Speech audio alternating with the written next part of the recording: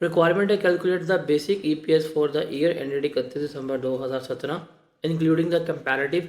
जब कंपैरेटिव का मतलब आता है तो इसका मतलब हमने 2017 की भी कैलकुलेट करनी है, फिर हमने 2016 जो इसका लास्ट ईयर होगा प्रीवियस ईयर उसकी भी हमने क्या करनी है, कैलकुलेट जो है ईपीएस करनी है। सवाल पढ़ते हैं, कहते हैं daffodil limited had share capital of rupees 1.1600 million, ordinary share है 10 रुपये का 31 दिसंबर 2015 को ईयर एंड के ऊपर, मतलब ये 16 का स्टार्ट दिया उसने। 16 का स्टार्ट में जो हमारा प्रॉफिट है वो ये, 16 का प्रॉफिट हमारा ये है, 17 का प्रॉफिट जो है वो हमारा ये है। डिटेल्स ऑफ द शेयर जो उसने हमें इशू करके बताई हैं वो कुछ हमारे साथ ये हैं कि 25% राइट इशू किए थे फर्स्ट में 2016 को एट 18 रुपीज़ पर शेयर। कितने के ऊपर? 18 रुपीज़ के ऊपर उसने राइट इशू जो है वो किए थे। बोनस इशू उसने किया 10% का 1 अप्रैल 2017 को as a final dividend for 2016। Okay, मतलब 16 का फाइनल डिविडेंड का पे किया जा रहा है, 17 में पे किया जा रहा है। फिर 50 मिलियन राइट शेयर्स जो हैं वो इशू हुए हैं 1 जुलाई 17 को एट 15 पर शेयर। फेस वैल्यू क्या है 10, हमने कितने पे किए हैं 15। हमें हालांकि यहाँ पे मार्केट वैल्यू जो है वो पता होनी चाहिए थी, वो हमें नहीं पता, तो देखते हैं क्या है क्या नहीं इसको। फिर बोनस इशू किया है हमने 15% 1 सितंबर 2017 को एज अ इंटरम डिविडेंड। तो ये सारी इसने शेयर्स की कहानी गिवन की है, तो ये शेयर्स इशू के बारे में सारा डिस्कस कर रहे हैं। तो प्रॉफिट तो ऐसा हमारे लिए प्रॉब्लमेटिक नहीं है क्योंकि यहाँ पे शेयर्स की इन्वॉल्वमेंट ज़्यादा है, तो हम क्या करेंगे, हम उसी को क्या कर रहे होंगे यहाँ पर डिस्कस कर रहे होंगे। ठीक है।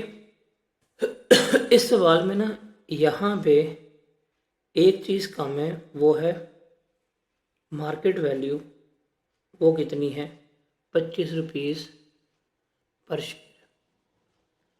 मार्केट वैल्यू 25 रुपीज़ पर शेयर है जो यहाँ पे मिसिंग है, जिसको हमने लेके चलना है। सॉल्व करें, कैलकुलेटर निकाल लें, सॉल्व करते हैं। 2017 है और 2016 है हमारे पास। ओके,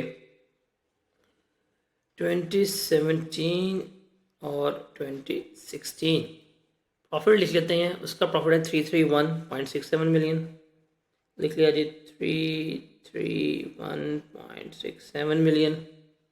इसका प्रॉफिट हमारे पास आ गया जी 660.25 मिलियन। प्रॉफिट्स जो हैं वो दोनों के हमारे पास क्या हुए हैं, आ गए।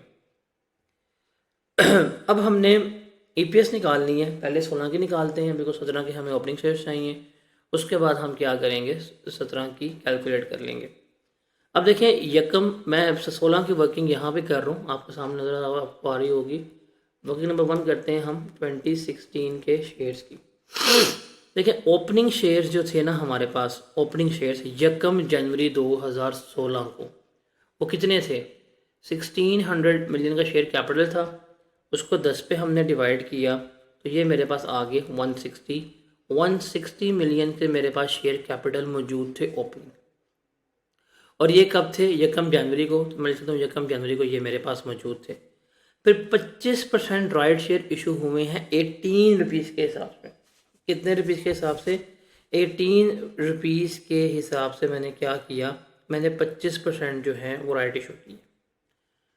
तो यकम मई को, 1 मई 16 को क्या किया मैंने, राइट इशू किया। ये कितने था 25%, तो 160 का 25% कितना होता है 40 मिलियन। तो 40 मिलियन शेयर्स जो हैं वो हमने यहाँ पे इशू किए हैं।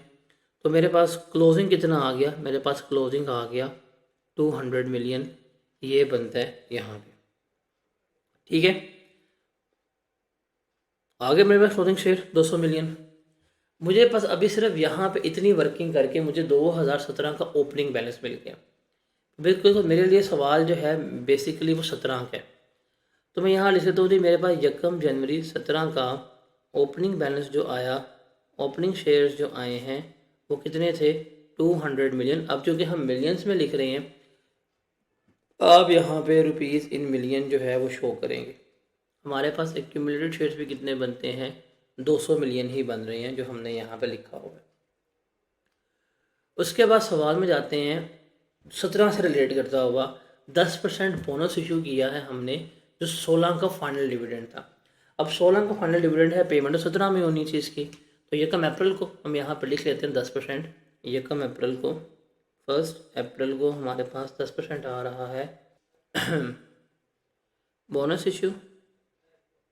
10% बनता है 20, ये कितना बन जाएगा, 220 मिलियन बन जाएगा। उसके बाद वो कहता है 50 मिलियन राइट इशू किए हैं 1 जुलाई को, तो 1 जुलाई को हमारे पास आ जाएंगे राइट इशू। ये 1 जुलाई आ गई, ये मेरे पास राइट इशू आ गए, कितने थे, 50 मिलियन थे, ये बन जाएगा मेरे पास 270। और फिर उसके बाद है 15 सितंबर, 1 सितंबर को हमने 15% क्या किया है, बोनस इशू दे दिए। 1 सितंबर को 15% बोनस इशू है, तो यहाँ पे आ गया मेरे पास 1 सितंबर। 1 सितंबर बोनस इशू 15%। 15% कितना बनेगा, 27 का 15% लें, 27, 40.5, 40.5 मेरे पास ये आ जाएगा। इसको जमा करेंगे तो मेरे पास कितना आ जाएगा, 310.5 आ जाएगा। अब मेरे पास सारा ये आ गया। अब हम नंबर ऑफ़ शेयर्स में टाइम फैक्टर है वो लिख लेते हैं। ये मेरे पास रहा जी जनवरी, फरवरी, मार्च, 3 महीने, तो इसको मल्टीप्लाई कर देंगे 3/12 से। ये रहा मेरे पास अप्रैल, मई, जून, 3 महीने, ये रहा, इसको भी कर देंगे। ये जुलाई, अगस्त, 2 महीने, ये रहा, इसको भी हम यहाँ पे कर देंगे 2/12। और ये कितने महीने रहा हमारे पास, 4 महीने, सितंबर, अक्टूबर, नवंबर, दिसंबर, 4 महीने, ये हमारे पास हो जाएगा 4/12। ये सारा हमारा यहाँ पे टाइम फैक्टर भी मल्टीप्लाई हो गया। अब बोनस की बात करते हैं। जो हमारा पहला बोनस था, फर्स्ट बोनस, दैट वाज 10%। हमें पता है हम 10% है, तो यहाँ पे 1.10 से मल्टीप्लाई कर दो। हमें सीख के आ चुके हुए हैं, इवन जब प्रैक्टिस क्वेश्चन करते वहाँ भी हमने देखा था कि सिंपल हमने क्या करना होता है, अगर परसेंटेज में दी हो तो 1 में वही परसेंटेज जो है वो जमा कर दो, तो ये आपकी बनती है बोनस फ्रैक्शन। 1.1 आ गया, ये बोनस यहाँ इशू हुआ, इससे पहले पे हमने लगा दी। अब राइट फ्रैक्शन जो है वो हमने यहाँ पे कैलकुलेट करनी है। देखिए मार्केट वैल्यू हम एज्यूम करते हैं हमारी 25 रुपये पर शेयर है, और हमने कितने पे शेयर इशू किया है, 15 रुपये। तो मेरे पास एक टेबल आ जाएगा ये इसको फिल करने के लिए कि मेरी एक्चुअल कम राइट प्राइस कितनी थी, 25 रुपये थी। थ्योरेटिकल एक्स राइट प्राइस जो है वो मैंने कैलकुलेट करनी है। अब मैंने market price before share issue कितनी थी, 25, मैंने कितने पे किया है, 15 पे। अब शेयर्स बिफोर राइट इशू पकड़ लेते हैं। देखिए राइट इशू मेरे पास ये हुआ है, इससे पहले मेरे पास शेयर से 220, हमने यहाँ पे ले लिया 220। हमने राइट पे कितने शेयर इशू किए हैं, 50, तो ये हो जाएगा 270। ज़रा इसको इससे मल्टीप्लाई करें और इसको इससे मल्टीप्लाई करें, क्या जवाब आते हैं, 220 इंटू 25, ये बनेगा हमारा 5500, ये बनेगा हमारा 750। इसको जमा करें कितना बनेगा, 6250। 6250 डिवाइडेड बाई 270, क्या जवाब आएगा, 23.148।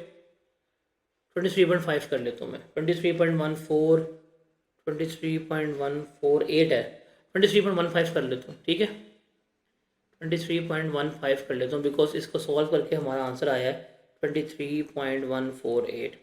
ये आ गया, इसको सॉल्व करें क्या जवाब बनता है, 1.08। 1.08 जो है वो हमारे पास फ्रैक्शन आ गई है राइट की। हम इसको मल्टीप्लाई कर देंगे। अब राइट फ्रैक्शन है हमने निकाली है, तो ये यहाँ पे भी आ जाएगी 1.08, और ये यहाँ पे भी मल्टीप्लाई हो जाएगी, दैट इज़ 1.08। फिर मेरे पास है तीसरा बोनस शेयर्स, डैट वाज 15%। ये 15% है तो 1.15 हो जाएगी, इसको हम अभी कर लेते हैं। ये आ जाएगा जी मेरे पास, ये बोनस इशू हुआ है तो ये आ जाएगा 1.15, ये भी आ जाएगा 1.15, ये भी आ जाएगा 1.15। इसको इससे मल्टीप्लाई करते हैं, इसको इससे मल्टीप्लाई करते हैं, इसको इससे, इसको इससे, तो इसको इससे मल्टीप्लाई करेंगे, इसको इससे मल्टीप्लाई करेंगे, जो आंसर आएगा उसको इससे मल्टीप्लाई करेंगे, इसको इससे, इसको इससे, इसको इससे मल्टीप्लाई करेंगे, क्या जवाब आता है ज़रा बताएं। फर्स्ट का आएगा जी 68.31, सेकंड का क्या आएगा 68.31, दोनों का सेम आ रहा है। थर्ड का क्या आएगा 51.75 और फोर्थ का क्या आएगा 103.5। सम करें कितना बनता है 29187। ये है मेरे पास वेटेड नंबर ऑफ शेयर जो 17 के आएंगे। अब 17 के मेरे शेयर आए हैं 291.87, इसको यहाँ पर डिवाइड कर दें 291.7, कितनी EPS आएगी 2.26। This one is your EPS about 2017। अब हमने 2016 की EPS भी निकालनी है और रिक्वायरमेंट क्या है कंपैरेटिव EPS निकालनी है। कंपैरेटिव EPS का जब भी वर्ड आएगा इसका मतलब जो लास्ट ईयर में सारी बोनस वगैरह की एडजस्टमेंट हुई हैं वो सारी एडजस्टमेंट्स हमने इसमें भी करनी है। अब एक तो बड़ा आसान तरीका है कि मैं EPS कैलकुलेट कर लूँ और EPS निकालने के बाद उसको बोनस फ्रैक्शन से मल्टीप्लाई कर दूँ। जस्ट टेक एन एग्जांपल, हम देखते हैं क्या ये सही होता है कि नहीं होता। जैसे अभी हम वर्किंग कर रहे थे लास्ट ईयर की, तो ये शेयर्स थे हमारे पास, ये रहे थे जनवरी फरवरी मार्च मई 4 महीने ये हमारे पास शेयर रहे थे और 8 महीने मेरे पास ये शेयर्स रहे थे। तो ज़रा वेटेड नंबर ऑफ शेयर बताने कितना बनता है 160 इंटू 4/200 कितना बनता है 160 इंटू 4 और इसको इसके मल्टीप्लाई करें, सॉरी 200 इंटू जिस करना है ये नहीं 200 जिस इंटू 8/12 करें क्या बनता है 53.53 बनेगा फर्स्ट का, और सेकंड का 200 इंटू 8/12 करें क्या बनता है 133.3। इसको जमा करें क्या जवाब आता है 186.66 ये आता है।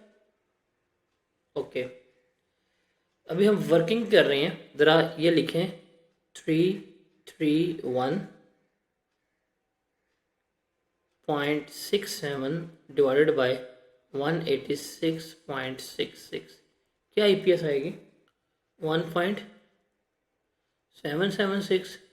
इसको ज़रा इस साल के फ्रैक्शंस के रिवर्स से मल्टीप्लाई करें 1 divided by 1.0 multiply by 1 divided by 1.08 multiply by 1 divided by 1.15। ज़रा क्या जवाब आता है बताएं 1.30। ओके राउंड ऑफ करके मुझे आप बता रहे हैं 2 डेसिमल्स में 1.30 इसका जवाब आता है। ठीक है, एक तो ये है जो हम सीख के आए हैं कि अगर मेरे पास लास्ट ईयर की EPS गिवन हो तो मैं ये उसको इस तरह से कैलकुलेट कर सकता हूँ। बट इस सवाल में लास्ट ईयर की EPS तो नहीं थी, लेकिन हमने लास्ट ईयर का प्रॉफिट पकड़ा, उसको लास्ट ईयर के शेयर से वेटेड नंबर ऑफ शेयर्स के ऊपर डिवाइड किया और जो EPS आई थी उसको जो करंट ईयर की फ्रैक्शंस थी उसके रिवर्स से मल्टीप्लाई किया, ये मेरे पास अर्निंग पर शेयर आ गई। Got it. दूसरा तरीका ये है कि मुझे अब पता है कि मेरे पास लास्ट ईयर के शेयर्स कितने थे। सेकंड तरीका क्या है, मुझे पता है कि मेरे लास्ट ईयर के शेयर्स कितने थे। मेरे लास्ट ईयर के शेयर्स थे 160 ओपनिंग शेयर्स थे। अब देखिए हमारे पास ओपनिंग शेयर्स थे 1/16 को इसने हमें गिवन किए हुए थे, वो कितने थे 160 शेयर्स थे। हम यहाँ पे लिख देते हैं जी ये मेरे पास 160 शेयर्स आ रहे थे। फिर उसने हमें बताया था कि राइट इशू हुआ था 40 के ऊपर और वो उसने पार वैल्यू पे किया था, उससे हमें मार्केट वैल्यू नहीं पता, मार्केट वैल्यू पे उसने हमें इशू कर दिया था। 1 मई को था, तो 1 मई को शेयर इशू हुए थे हमारे पास, वो 40 शेयर्स थे, ये उसने हमें गिवन किया था। हमने इसको टाइम प्रपोर्शनेट किया था, ये बना था हमारे पास सॉरी 1 मई नॉट अप्रैल, ये बना था हमारे पास 4 महीने और यहाँ पे हमारे पास कैपिटल चेंज हो गया था 200, ये मेरे पास रहा था 8 महीने। अब मेरे पास एक अप्रोच ये है कि मुझे पता है कि ये बोनस हो गया, राइट इशू हो गया, ये हमेशा हर कैपिटल चेंज के ऊपर क्या होता है अप्लाई हो रहा होता है। क्या होता है, हर कैपिटल चेंज के ऊपर अप्लाई हो रहा होता है। तो देखें अगर मैंने इस साल के ओपनिंग के ऊपर अगर ये सारी फ्रैक्शंस को मल्टीप्लाई किया है तो लास्ट ईयर के क्लोजिंग से भी ये क्या होनी चाहिए, मल्टीप्लाई होनी चाहिए। मतलब मुझे 1.10 मल्टीप्लाई बाय 1.08 मल्टीप्लाई बाय 1.15 करना चाहिए। फिर चूंकि बोनस और राइट में जो बोनस फैक्टर है हम अज्यूम करते हैं वो हमेशा से ही मौजूद है, हम इसको भी 1.10 मल्टीप्लाई बाय 1.18 मल्टीप्लाई बाय 1.15 लाजमी करेंगे। अब ज़रा इसको सॉल्व करके बताएं कि total number of average shares कितने बनते हैं। मतलब प्रॉपर सॉल्व करके आप इस फैक्टर को करें कितने बनते हैं। ये आते हैं आपके 72.85। अगला बताएं ज़रा 182.17। ओके, इनको जमा करें क्या जवाब बनते हैं 255.02। तो ये मतलब पिछले साल के शेयर्स को सारा एडजस्ट कर करा के सारे प्रॉफिट की बोनस की राइट की सारी एडजस्टमेंट कर करा के कितने आए हैं 255.02। अगर डिवाइड करें ईपीएस कितनी आती है पीस 1.30। तो हमारी इस तरह में तो यही ईपीएस आई थी। तो आप इस तरह से कर लें जो हम पहले करते आ रहे हैं, या इस तरह से प्रॉपर पिछले जाके नंबर ऑफ शेयर्स को हर एक कैपिटल चेंज में इसको एडजस्ट करवा कर लें। आपका जवाब जो है वो क्या होगा, वो हमेशा सेम आ रहा होगा, आपके जवाब में कोई तब्दीली नहीं होगी। तो मेरे ख्याल से तो वैसे सजेस्टेड मुझे यही लगता है कि आपको पता है कि लास्ट ईयर के वेटेड नंबर ऑफ शेयर्स कितने बन रहे हैं, ये है। तो लास्ट ईयर के प्रॉफिट को वेटेड नंबर शेयर से डिवाइड किया, ईपीएस आ गई, उसको इस साल के जो भी फ्रैक्शंस थी उनके रिवर्स से मल्टीप्लाई किया, तो आपके पास क्या हो गई, आपके पास रीस्टेटेड ईपीएस जो कंपैरेटिव में है वो आ गई। मेरे ख्याल से ये ज़्यादा बेहतर, ज़्यादा अच्छी अप्रोच है। बट ये हमारा क्वेश्चन डैफोडिल्स लिमिटेड वाला, आप इसे कह सकते हैं कि ये हमारे पास पेपर में ईपीएस का one of the best question है जिसमें सारा कुछ ये गिवन है। इस क्वेश्चन में सिर्फ एक प्रॉब्लम थी कि मार्केट वैल्यू गिवन नहीं थी। तो मार्केट वैल्यू 25 है जो किताब में मिसिंग है, बट वो होनी चाहिए थी, जो इसके मुताबिक हमने ये कर ली। तो ये सवाल था, ये क्लियर है।